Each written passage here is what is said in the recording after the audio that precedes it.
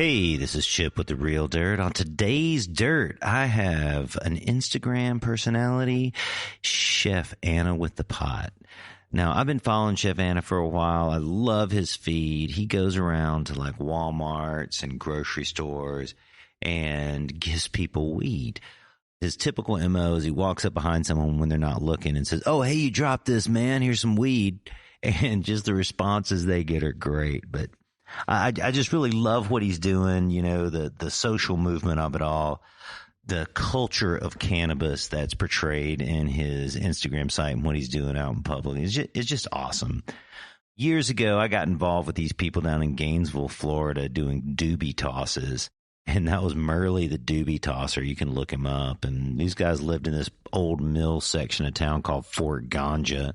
We would go down there and they'd have this party where we would roll up 1,000 joints and then go toss them, you know, in this public park. And everybody showed up for Merle's doobie toss. Well, of course, Merle gets arrested for it because he's just this kind of odd, like redneck Hindu type guy in Florida, and he gets arrested for it and, you know, really promotes cannabis and through his whole trial and arrest, really used it for a positive movement with cannabis. And at the time back in Florida in 1994 or something, like if you were throwing out joints, man, wow, you were cutting edge. Now to see Chef Anna do it, man, he does it in such this cool way. It just seems so normal. You know, as I got to look at his site, it's more than just him handing out weed. He's promoting Autoflowers. He has some Autoflower stuff, and we'll get into all that in this episode. I'm really looking forward to talking to Chef Anna.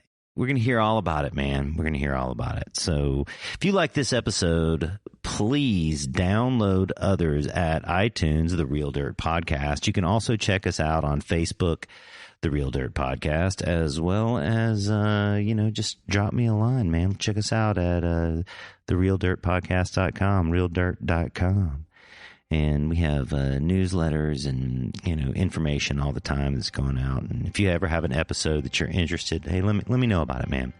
So, yeah, man, here it goes. Here's our great episode with Chef Anna. I want you to sit back, roll up the largest joint you can, fire it up, and get the real dirt. This episode of The Real Dirt is proudly sponsored by Green Bros. With harvest time right around the corner, I always like to recommend my favorite harvest products, whether it's scissors, bags, or whatever. But I know a lot of you listeners are probably in a bigger grow right now and are chopping down your huge plants, or maybe just like a shit ton of small plants, and you're getting ready to hang them dry. Well, unless you have a full-on trim team ready to go, then you're going to need some sort of automated trimming device, some sort of trimming machine. Now, I know before you start going off on me advocating anything other than hand trim, you know, sometimes just the necessity of scale, or if you're a one-man operation, requires you to have a machine trim product. And the Green Bros trimmers just make it so easy. Talk to any of my staff at Cultivate Colorado or Cultivate OKC, or shoot us a message on our website, cultivatecolorado.com or cultivateokc.com, and get a free demo if you aren't convinced that the machine trimmers can work for you. Now it's time to get into the real dirt. Hey, this is Chip with The Real Dirt, and on today's Dirt, I have one of my favorite Instagram personalities, cannabis personality, Chef Anna with the Pot. Say hey, Chef. Yo, what's up, man? Appreciate you for having me. Oh, man, thanks for being on. I love your Instagram. You go around giving people weed, and you're really like changing, like, oh, man, the social norms of it all. And you give weed to people in grocery stores and Walmarts and just like normal places, man. How did you come up with this idea? Yeah, well, first off, I can't say the W word anymore in Walmart. I got a little email about that, so I have to say grocery store or supermarket. But really, that just came randomly, man. A friend of mine, my friend Chris, rest in peace. We used to always go out in public, just kind of interacting with strangers, just being real silly, you know, trying to make people smile, make us smile. that's a real popular thing now with a lot of influencers, whether it be YouTube or Instagram. You see their content is based on getting reactions from random strangers. But I hadn't really seen anybody doing it necessarily with cannabis or weed in the way that I was doing it. So it was just something that I picked up to do in my spare time. I grow, but we're moving to a new grow space. So I wasn't growing at the time. So I was like, I need something to keep people watching my page. And so I just kind of went out, started doing that. People liked it. And, I've been doing it ever since.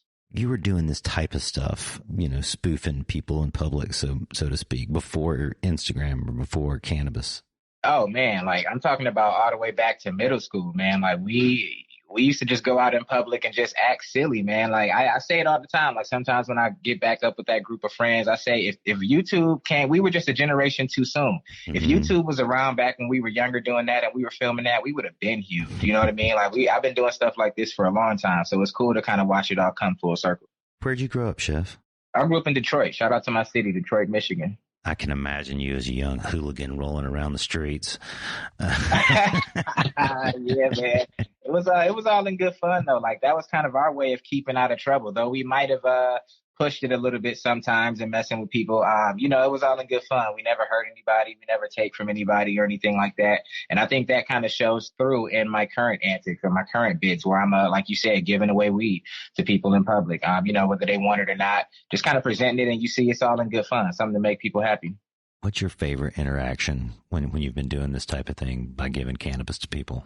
Man, anybody that's been following me and watching it, I've been looking for an old lady. I've been looking for grandma for so long. Like I've been walking up to older ladies, grandma, you smoke weed? And most of them say no, but they're always super nice to me and kind hearted. And I always said, one of these days we're going to get grandma. And just recently I did a Walmart stash where I hit a couple ounces of weed in a supermarket stash. I got to stop saying that word, where I hit a couple ounces of weed in the supermarket. I come across a couple older ladies. And they were so curious about it that they snatched it out of my hands. Like, I'll have to send you the video if you haven't seen it. They snatched it out of my hands, and I knew she was going to take it because she never would let me get it back. She was smelling it. She was excited, but she was nervous. She was nervous to take it. Like, she thought she would get in trouble. And I'm like, yo, that's only like an eighth of weed. Like, a lot of people in my state still don't know that we're recreational. You can have up to an ounce of weed on your person. So I had to reassure her that it was okay, that she could take it. And she took it. And that was probably my favorite one so far. Yeah, man, Michigan's been going off, man. They've got some really great laws there, and it's all just started happening. Are you seeing shops pop up left and right, or tell me what the scene is like in Detroit or Michigan now? Yeah, we've had shops for a while now because we've been medically, legal. So we've had dispensaries for quite a while now. We still don't have free stores where you don't need the card to go in. I think that is going to come in 2020. But the biggest change and the most important change to me is that every resident can now have up to 12 plants in their home. So every resident can grow 12 marijuana plants in their home. And that's the most exciting thing about it to me. And I'm seeing a lot of people jumping on board and starting to grow their own weed at home, as they should. I think everybody on the planet should. I mean, of course, you want to go out and try some different things sometimes, maybe buy some here and there. But for the most part, if you're spending more than a couple $100s on weed per month, you're doing it wrong. Like, if you're in a legal state, you need to go ahead and grow your own. Yeah, I also own grow stores, Cultivate Colorado, Cultivate Oklahoma City, and we have seen such a huge resurgence in the past year between Michigan and Oklahoma for home growers. People buying grow tents. Like, it's hard to get a grow tent right now. I mean, we've got them on back order. We hustle them. We have some in stock, but here in Oklahoma, just in 10 months, almost 200,000 people have got their medical prescription. So it's just exploding with people new to cannabis that are interested in growing your own. Because, man, everybody who's ever smoked a joint has had that thought. Oh, man, I can grow this shit, man. Oh, absolutely, man. And that's been something that, my friends and I, ever since we first started smoking, we always wanted to grow weed. I've had a couple friends, shout out to my homie Dennis. He was one of the first people that I ever saw. He had a tent in his closet, a small little closet, small tent. I think maybe 2 or 3 plants. And it was just amazing to watch that happen. And ever since then, I always knew, whenever I got my own situation and own, setup and responsibilities, I knew I was going to grow my own cannabis. It was happening one way or another. You promote Autoflowers. You're in the seed business. Is that correct?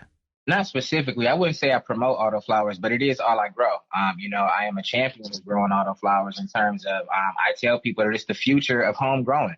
Now that's my opinion, but it's something I feel strongly about. I was just a regular guy when I started growing cannabis. I'm not a scientist. I'm not the smartest man in the world. I just took a seed, put it in some dirt, and got a cheap light and got started. You know what I mean? But for the way that autoflowering cannabis grows, it's perfect for the person that has a job, for the person that's working 40 plus hours a week, that doesn't have the type of time to dedicate to a full room plants. You can grow a couple small plants that don't even take that much maintenance and get them harvested in less than 90 days. Good quality cannabis, 90 days or less from seed. So it's something that I really think is going to, once it really gets out there on the mainstream stage, it's going to take over for home growers. Now, Chef, I heard this rumor. I'm not sure if it's true, that you lost your job because you were growing autoflowers. I didn't lose my job. I got rid of my job. I got fired for growing a weed plant on my desk. So, you know what I'm saying? Like, so yeah, I definitely didn't lose. So what kind of job was this? Where were you? I was working in sales and advertising. So, marketing, advertising, sales. So we would sell, ads to companies all over the world. So I have a sales background, a marketing background, advertising background for years, like in my personal life for years, talking about a decade. But it was getting to the point where, man, like I've been working for people for a long time. Then I have this thing on the side that is generating so much interest, so much engagement, so much feedback that I know if I put time into this side of it, I can really take it somewhere. So that was something I kind of it was like a crossroads for me. It was literally a crossroads. My job world, my Chef Anna world, they came to a crossroad literally because I brought my Chef Anna world and my job world together by starting the weed plant on my desk. And the whole goal was to see how long I could grow it before upper management found out. And we got pretty far because they were pretty, hands off. So needless to say, that was a pretty cool experience, man. Like, I don't know anybody else that can say that, So that's a one of a kind thing, and I'm owning it. Tell me how the incident went when they approached you because you were growing cannabis at your desk. Well, it was more of a word of mouth thing. Like, nobody ever saw the plant. Like, you would have to. I did a tell-all podcast. Shout out to TGI Freddy podcast. I did a tell-all on that podcast. Because people wanted to know, like, how did you get away with growing a plant at your desk for that long? And I had to tell the people it was because management was disconnected. Nobody ever came to speak to me. You know what I mean? So, like, I'm literally at a desk by myself. I got managers that I work within 20 feet of. I'm talking 20 feet radius.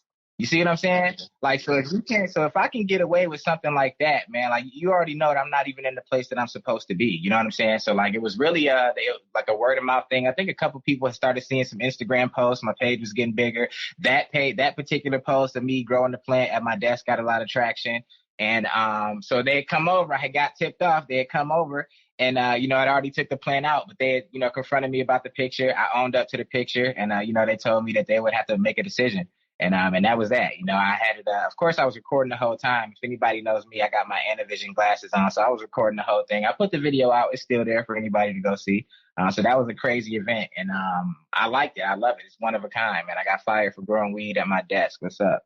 I will say that I give you the award of getting fired at your desk for growing weed. I'll give you that award. I haven't given that award yet away, but like, I'm in talks with Guinness. I'm trying to get in the Guinness Book of World Records, so I'm waiting for them to return my call. So we'll see. Man, let's talk about the weed. Let's talk about the autoflowers because this is something that really is a resurgence here. I mean, people have been growing them for years, but it's really had a resurgence the past couple of years. Everyone in Oklahoma seems to be growing it. But man, I'm going to confess, I don't quite see why really you should grow them inside. I see outside why you should grow them, but tell me what's going on with autoflowers. Tell me why I should be growing them for my personal use inside. To address that, the inside thing, I'm up here in Detroit, so we got a brutal winter coming, and I want to be able to grow year round. So we can only grow outdoors a couple months out of the year up here. Mm-hmm. So that would be the number one reason for indoor. Number two, they are generally shorter to medium-sized plants, so they're perfect for indoor situations, perfect for smaller closets, perfect for smaller tents. Easy to move around, real easy to manage. They don't need a flipping light cycle to begin flowering, so you don't have to worry about light leaks ruining your crop or ruining your plants, anything like that. It's almost foolproof. And for you, like I tell everybody, I'm not here to convince anybody what they should be growing or what they shouldn't be growing. I tell people why I grow them. You know what I'm Yeah, saying? no, I Like, get it. and I grow them for all of those reasons. It's almost foolproof. You know what I mean? From seed to harvest, it's almost foolproof. They're super resilient and it's very hard to mess up. Like, you're not going to have any issues with light. I can keep a full rotation in the same space since I'm not worried about different light cycles. I leave my lights on 24 hours. And I run 24-hour cycles, which allows me to have plants flowering and vegging in the same space. That's not something you can do with photos. Now, is that a pro or a con? That's up to you to decide. But for me, that's a pro in the style that I grow. So, and I think that just when I look at my life and how I got started, man, coming home from work, sometimes you might not be able to get into your garden. So when you can't, I know people that grow photos that can't water at a certain time because it's dark in there. They got to wait till the next, you know what I mean? Like, Sure. with Yeah, me, absolutely. like home at midnight, I can go into the grow room. The lights are on. I can do whatever I need to do whenever I need to do it. So it's really just perfect for my style and my life.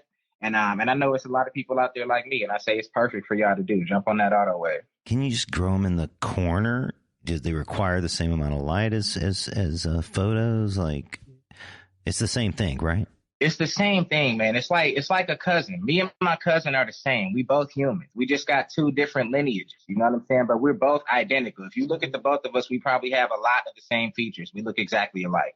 That's all it is. It's a cousin. It's a cousin in the cannabis world. You know what I mean? And they don't require a different light cycle to flower. And the dope thing about it is a lot of breeders are out here crossing that ruderalis or that autoflowering genetic into some of the best indica and sativa strains on the planet. So what you have is the best indica and sativa strains on the planet now switching into autoflower, where it's the same genetic, but it's just now not going to change its life cycle or its flowering cycle based on the light. It's going to be based on the age. Again, that might not be a pro for somebody that's got a whole farm or a whole warehouse or something like that. But for a home grower, if you're trying to grow 12 plants or less, it's absolutely perfect, especially once you get them on a good rotation. You can get it to a place where you got to harvest every other month. You know what I'm saying? Or every month, depending on how you do the rotation. So I think it's, like I said, it will. I say it will change the face of homegrown once it goes mainstream. Watch, mark my word. Right. No, it's already started to happen, even commercially, man.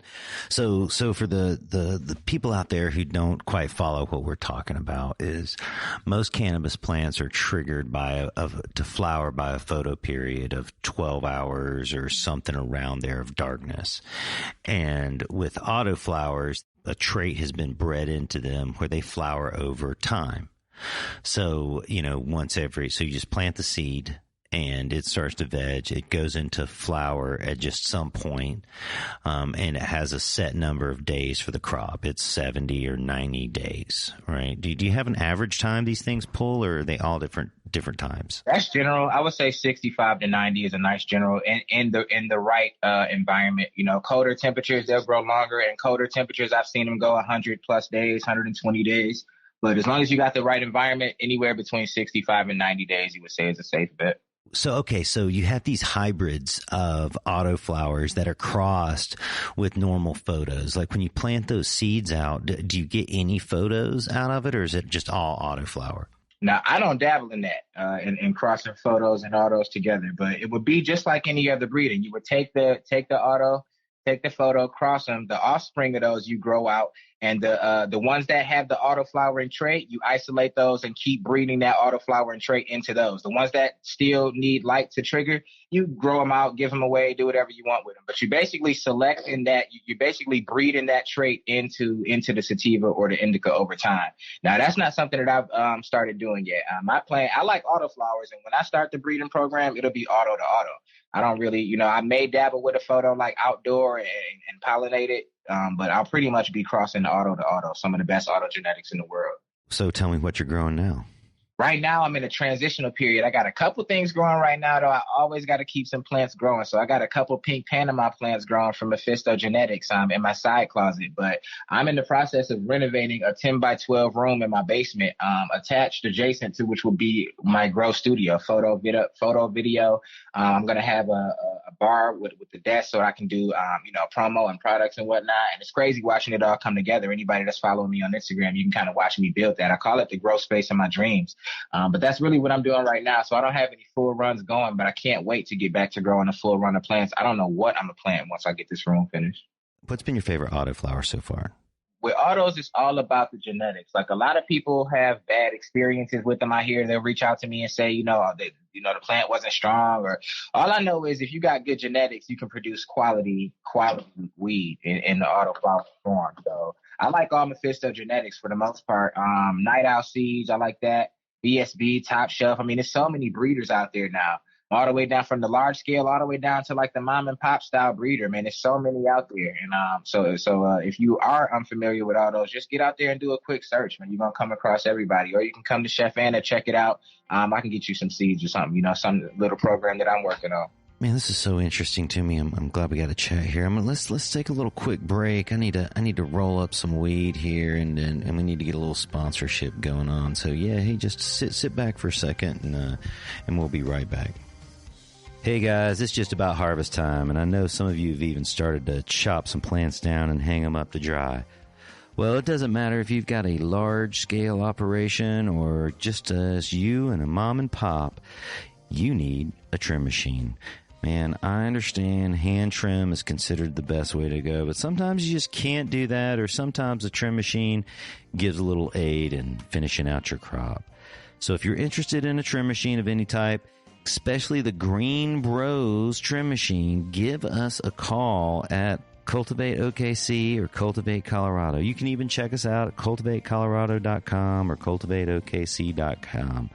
Now, some of you might think the quality goes down with machine trim product, and to tell you the truth, in the past we definitely saw some mangled buds, but now most of the commercial operations and most of the small mom and pop operations are using a machine trimmer or looking into one. So check out the Green Bros trim machine today. Man, I've been around weed my whole life. I've been around cannabis most of my life, and all my Humboldt friends, they down the autoflower quality. Can we talk about that? Yeah, absolutely. In my experience, if you have good genetics, good skills, good environment, you get good quality weed, man. I get my weed tested. I've had THC percentages everywhere from 18 up to 27% THC. You know what I mean? So and you look at, if I were to go to the dispensary, sometimes I look on the shelf, and then again, here we go. This is what I tell people. I'm not a scientist, man. The percentage of THC or whatever, that doesn't necessarily in my world mean anything to me, because sometimes I smoke weed that's supposed to be high THC, and then I felt like I've been higher with weed that was 21%. You know what I mean? I know there's factors involved. So all I say is, if you're a good grower, get some good quality autoflower genetics and grow a plant. And if you grow this autoflower strain that's good genetics and your good conditions with your good skill, and it's not quality, then there's something wrong with you. You know what I'm saying? 'Cause I'm growing good quality weed, so I can only speak for what I'm doing. And I'm looking at the people that follow me and are on the auto wave too, man. They're growing good quality weed at home, and they're all realizing oh, okay, yeah, people say autos is bad. Maybe the last time they grew an auto was 1998. You know what I'm saying? I don't know when the last time they grew an autoflower was. I don't know what their situation was. But if you come over here and smoke with me, I promise you we'll be high. I promise you my weed smell good. I promise you it look good. That's the thing. Check out some of my videos. When I walk up to people in the supermarket and I show them my jar of weed, it's this one particular guy where he's like, damn, look at all the crystals on that. Damn, people really say that when they look at my shit, they look at my shit. That right there lets you know it look good. It ain't no everyday shit. They double look at my shit. Damn, you know what I'm saying? And I'm growing autos. So and you don't know the difference. I don't walk up to them and tell them, hey, this is autoflower. You want to try it? You want some weed? They take it, they go home, they smoke weed. They don't know the difference. And I promise you, if we did a taste test, if we did the Pepsi test with some autoflowers and some photo periods, you'll be high all the way across the board. Dude, I love this idea. I think this is the perfect thing for us to do. I'll show up we'll meet up someplace. I'll have some photos. You can have some autos, and we'll do some blind taste tests. We'll play 3-card Monty, but we'll just shuffle them all around. Oh, that's perfect. We'll shuffle them all around, and then just start rolling them up, and we'll see if we can figure out which ones is photos and which ones is auto. That's a good idea. Oh, I love it, man. So, man, I really do like your, I'm a marketer, I'm a salesperson, I'm a business person, and I love cannabis. And I've been following your Instagram account. And do you have a marketing background? Yeah, you said you were in sales, but did you study marketing? How did you come up with this Instagram idea? Yeah, I do have a marketing and advertising background. I've been in that industry for almost 10 years. So when it comes to creating ads, when it comes to creating content that's engaging, that drives action, that causes people to respond, that brings up emotion in people, I've been doing that for almost all of my life. In a lot of different facets, in music, you know what I mean, and photo, video, and now it's just cannabis. I'm bringing all of that talent and skill that I've had, and it's coming together on this cannabis platform. The Instagram started from nothing. I tell everybody that all the time, and I was just a guy documenting his growth. I don't really write shit down like that, so I use my Instagram page to take a picture of day one, day two, day three, so I can go back and watch my plants grow. Like I didn't know any apps or whatever at the time, and people just started following me over time. And I'm like, oh, okay. Once I got to kind of like 2,000, 3,000 followers without trying, this is without actually advertising. This is without being on the camera. This is literally just me taking pictures of plants. So it's no me, it's no personality involved, other than like my captions. And I saw people following that, and I'm like, oh, okay, if I actually put some like me, some personality, some creativity into this, I can actually build this into something. I need to kind of like, it wasn't always Chef Anna. That name is probably a year and a half, 2 years old. You know what I mean? Like, but I've been doing this almost 4 years. The Instagram page is about 4 years old.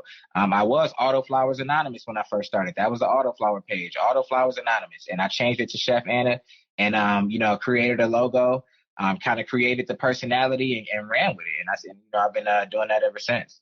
I know you mentioned that you'd gotten a letter from Walmart earlier, but have you gotten any like a lashback from Instagram, or do you do, I don't know if you do Facebook at all, or have you been, thrown off? Yeah, Instagram all the time.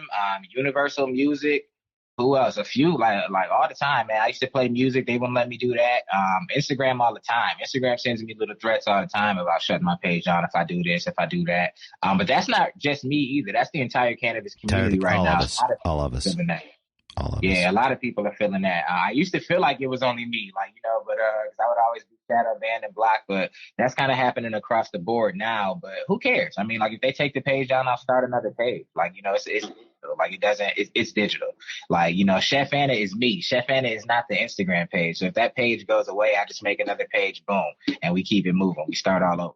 I mean, we live in this free country, supposedly, where we can say anything we want. And I'm not saying go buy weed from me. I'm not saying I got weed on sale. We're not doing any of that. It's just education. And with my grow sites, Cultivate Colorado, of course, I'm selling equipment. Yeah, man, we get stereotyped all the time. We get thrown out of things all the time. I've had a lock on my followers for, I don't know, maybe 30, 40 days right now, to where my followers haven't grown at all. And I normally get like 100 or 200 people a week that follow me. So, I should have had 800 people follow me in the past month. And, we've actually lost a couple of, subscribers, followers. Yeah, and I've been seeing the same thing. And, but see, the thing is, I've been doing social media for a long time. I had a popular Twitter account. I won't say the name. Some people might know it, but I built a Twitter account that had 25, 30,000 followers. I had a MySpace account back when MySpace was first out that had 50,000, some with some music type of stuff. You know what I mean? So like I've been used to kind of figuring out ways to get engagement, even with mine. Like I'd be stuck at certain numbers for a while, but you got to come up with ways to get around those algorithms. Like I'll come up with, follower appreciation nights where, you have people share your stuff. Like, you got to do stuff like that. Just come up with ways outside the box. Like you can't look at Instagram and be like, Instagram isn't showing anybody my stuff. Who are you showing your stuff to? You know what I'm saying? Like, you got to get your stuff out there. So you got to come up with it. And I'm not saying you specifically. I'm talking about. No, I get it. Start poshing on me, Chef, man. God, I'm trying to do a better job, bro. Nah. But I'm saying, though, I'm trying to let y'all know, we just got to come up with better ways or different ways, more creative ways to get the stuff seen. Because they're not going to, I realized with this last ban, usually, like you said, I'll come off a ban where I'll be only getting, 1 or 2 followers a day. And then when you get off your ban, you're getting back to your 100 or whatever followers a day.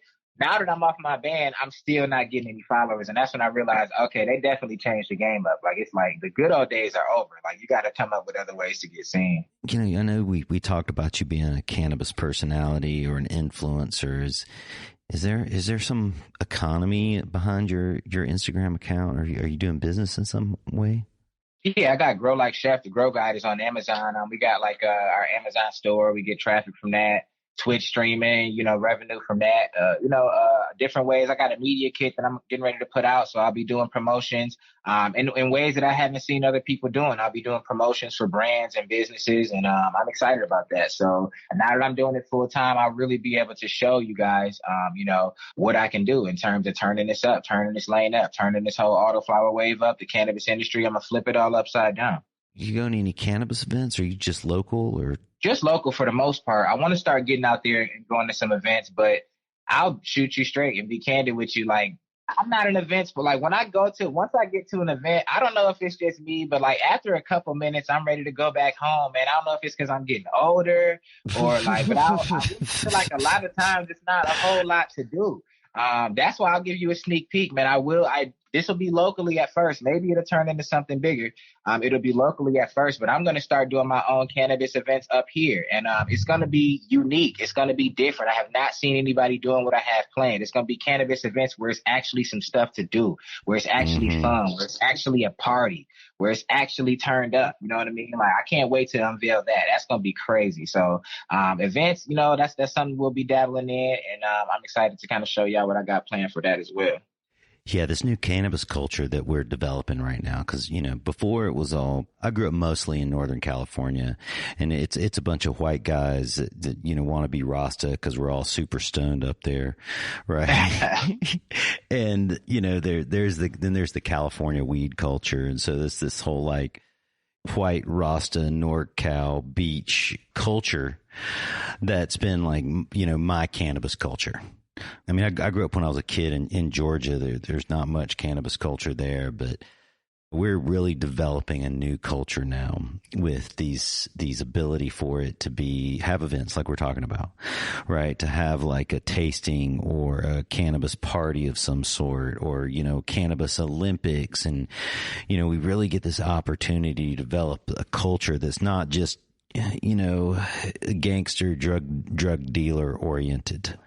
Because that was also like part of our previous cultures. Everyone was drug dealer. They were gangsters, so to speak. They were all outlaws for sure. Yeah, now I'm really excited, man, to like see so many different people come out for cannabis. So many like new events, like, man, like in Denver, you can get picked up by a Tesla and the driver will hand you some joints and take you to a dispensary. That's dope. Right. Isn't that great? And I'm sure they could do that in Detroit too. But, I was just at an event the other day by one of my customers, Bloom County, and we have public consumption in Denver now. And they rented out a public consumption place. I mean, it wasn't like affluent or high frills. It was kind of low brow. It was perfect. It was almost just like you were in your, backyard of your buddy's house. That type of stuff is something we really need, because in the past you just go out into the alleys or the bathrooms or whatever, the bar, the club, you get stoned, then you come back in, you get paranoid. But yeah, it's great now we can go to socialize with cannabis, so to speak. And that's going to really change the game as well, man. Like having places like that, at least in my experience, going to events like that, it's less violence, less, aggression and things like that. So real chill places. I'm excited to see those kind of start popping up all over the place out here. Man, now, so Michigan's gone recreational. They have rec shops all over now, or are they just starting to come online? We got dispensaries. They're not officially rec shops yet. Okay. I think that'll kind of happen next year or sometime soon, hopefully. But that'll be exciting to see how that goes down, just to It's see all how many people now. are turning out. Yeah, I can't wait to see that. That's going to be crazy. And many people don't realize the how much the weed culture is in Michigan.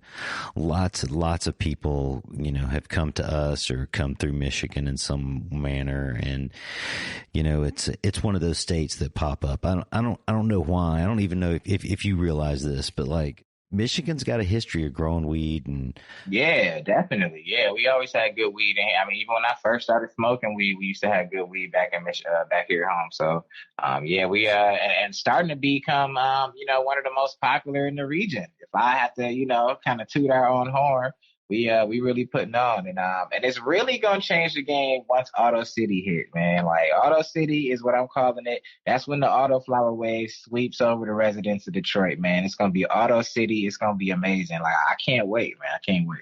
I see this. I see this vision, man. There's autoflowers growing in everybody's home. People are smoking out, giving weed to people.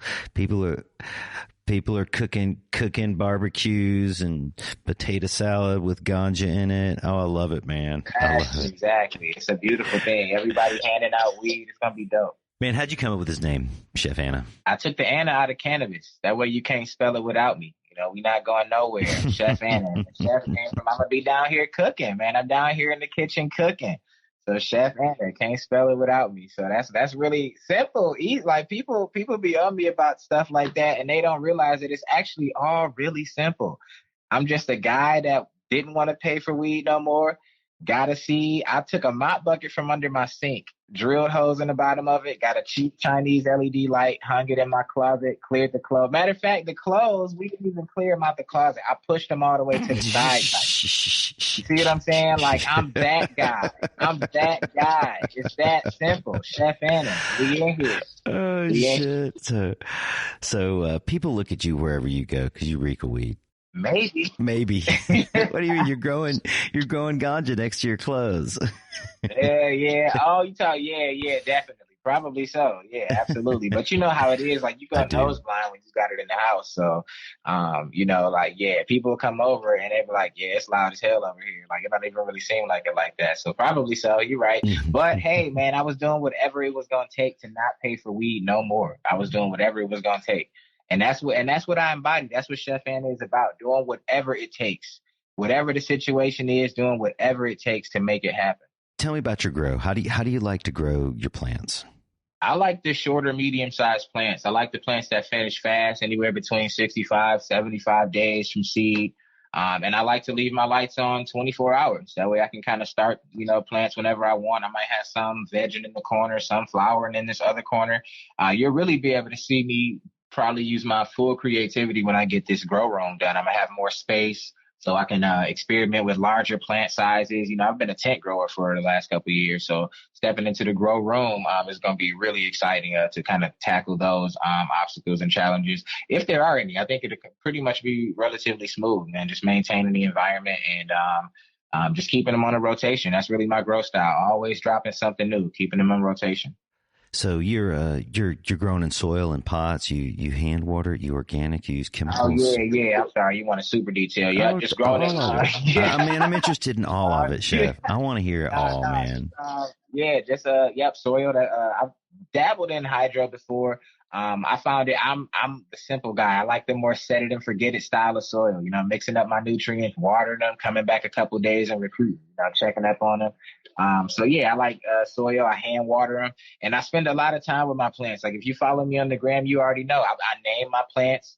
I come down and talk to them. I play music for them, that kind of stuff. So like, I really, really get involved in my grow. Like, it's not just a op. It's not just an operation that I'm just trying to churn and burn and make some money. I give away weed. You know what I'm saying? So like, I give away more than I've ever sold. I've never sold weed. Like, friends might come over and leave me a $20 bill. You know what I'm saying? Take a handful of weed home, but I'm not selling weed. You know what I mean? Like, it's not for that. Like, I produce high quality bud that I can smoke and not have to ever pay for weed again. And what that led to was, I used to say, like, man, when I was in Atlanta, I was spending $300, $400 a month plus on weed. You know what I'm saying? Like, even getting up here, I was spending close to $300, $400 a month on weed. Ever since I stopped that, bro, it's been 4 years. Been saving up all kind of money. We were able to move into a new house. You know what I mean? Got money to invest in a brand, in a business. Mm-hmm. That's the kind of revolution that's going to happen in America. When all of these people that are out here spending their, like working their middle class jobs, spending 15, 20% of their paychecks on weed. Once they are able to start keeping that 15 to 20% of their money and start putting it back into their family and into themselves, you're going to see a new revolution in our country. People are going to have more money. People are going to have more money. People are going to be happier. You know what I mean? Like, you'll see, like you said, it's already happening. I've seen it happen. We've been following weed my whole life. I left Georgia when I was a kid to go to California, and I saw how much good it did in all the communities where it was legalized. Right. And I've also seen the bad too, but I saw it happen in Santa Cruz. I saw it happen in Humboldt. I saw it happen in Denver. I'm seeing it happen right now in Oklahoma City is when the weed industry comes in, a bunch of stuff happens. One is just an influx of cool people. Right. Some of the coolest people ever have rolled into Denver and Oklahoma City and, all over the country where there's, Spokane, Washington, where there needed to be a cool injection of people. And man, then like they've hired all these other people, all the locals, all new people also moved to the town to work for all these new ganjapreneurs. Man, the housing values go up. People's quality of life goes up. Man, it totally transforms communities, man. When we moved to Denver in 2009, I remember driving downtown, and there was just like this huge open air drug prostitution market, people dealing crack, smoking heroin, right on the park, just hundreds of people. And then weed got legalized.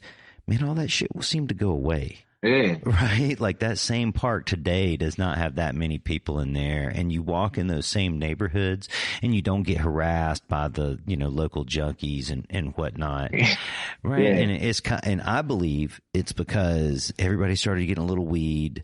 And, if you need to self-medicate yourself, you're going to medicate with whatever it is. And you get weed and it's enough. And it starts to be where you can think about your life and the negative and positive things you're doing. And I truly believe it is. I've seen it transform several communities. So you're right, man. It's going to change it all for us. It's going to help us change it. Absolutely. It's definitely going to change everything. And I'm a witness of it, how it changed my life and my family. So I'm excited to see all the people that are, jumping on board, growing their own at home, whatever you decide to grow. Like I said, I'm never going to be here to tell y'all what y'all should grow, but that y'all should grow your own. I choose autoflowers because they fit my style and my personality perfectly. And I know there are a lot of people out there like me, and I think autos would be perfect for y'all too. Yeah, absolutely, man. Well, hey, man, we're going to have to get you on some of our grower soil, get you sponsored on a couple of things for that new grow room. I'm excited about what you're doing, and man, I really appreciate you taking time out today to chat with me. It's been a great time, man. Thank you. Yeah, absolutely. I had a great time. Thanks for having me. Oh, man, that was a great episode. I just really love what Chef Anna with the Pot is doing, man. He's really keeping the culture alive and developing new culture and really like pushing people's boundaries on who they think cannabis users are. And you can really feel like the love and the energy he has for weed. And man, I just feel like me and Chef could sit here and chill and smoke pound after pound of fine ganja. I really enjoyed learning about autoflowers and something I've really been interested in. And, I'm always a skeptic, but I'll tell you what, as soon as people start talking about it over and over and over again, you can't just discount what's going on. Autoflowers really are the future in many, many ways. I mean, they mimic the other same crops like potatoes and tomatoes, and they have a certain amount of days in order for them to grow and be harvested. And it's just the same way. So I definitely look for Autoflower Revolution.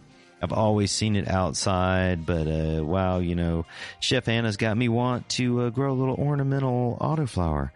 And yeah, I'm going to figure out who to do that with. But thanks again. Thanks for joining me.